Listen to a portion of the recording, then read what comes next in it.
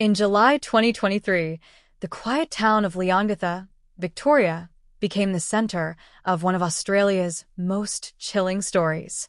Erin Patterson, a 48-year-old woman, invited her estranged in-laws, Dawn and Gail Patterson, along with Gail's sister Heather Wilkinson and her husband, Pastor Ian Wilkinson, for a Sunday lunch. On the table was a dish many consider luxurious, beef Wellington. But hidden inside the meal were death cap mushrooms, the world's deadliest fungi.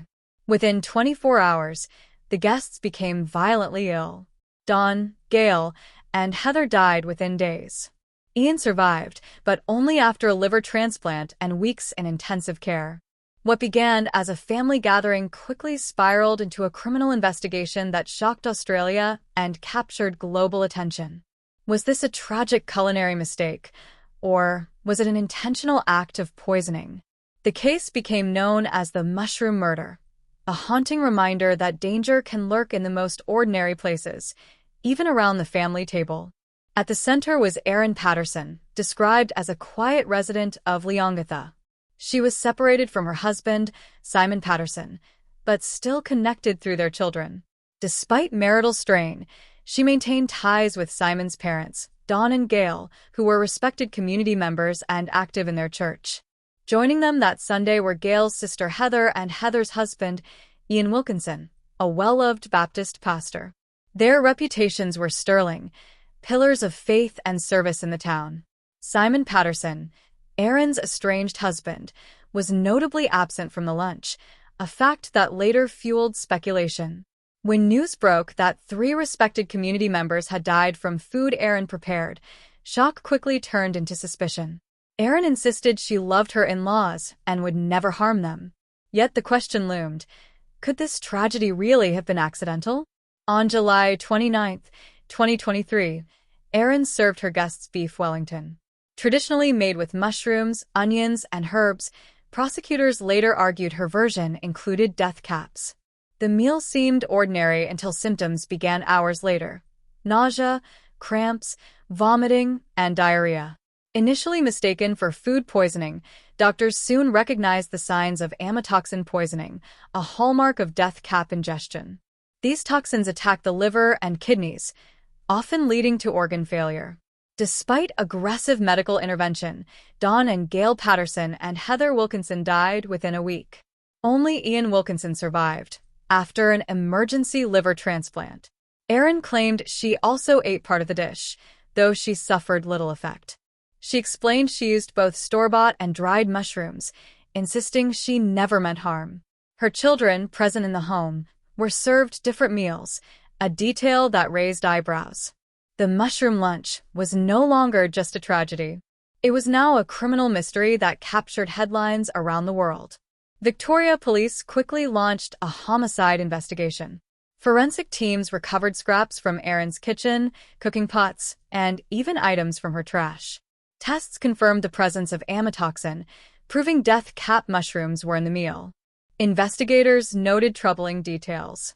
Erin's children were spared the dish. She herself showed only mild symptoms. And, crucially, she admitted discarding a food dehydrator shortly after the lunch.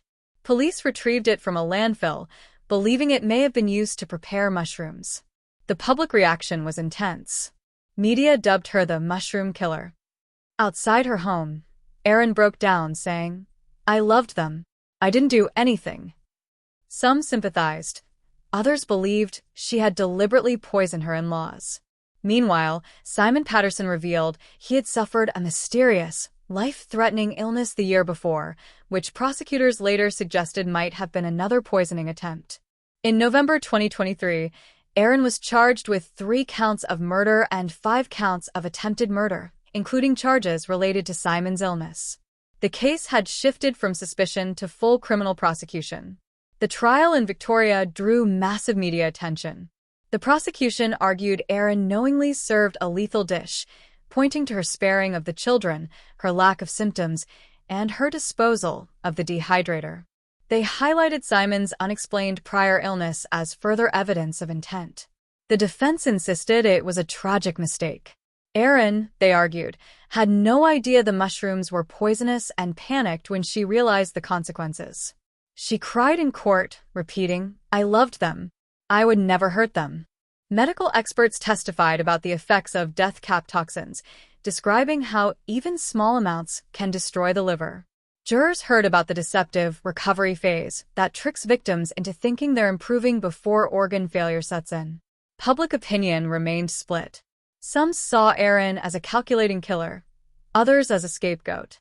But after weeks of testimony, the jury returned a verdict, guilty on all counts. Erin Patterson was sentenced to life in prison, eligible for parole only after decades. The sentencing offered closure to grieving families, but left the broader community uneasy. A family lunch had become one of Australia's darkest crimes. Even after sentencing, the case refused to fade. It became a global true crime phenomenon. Podcasts dissected timelines. YouTube creators analyzed Erin's interviews. Reddit forums debated whether she was guilty or misunderstood. The fascination lay in the ordinariness of the crime. This wasn't a gang war or a serial killer, it was a Sunday lunch.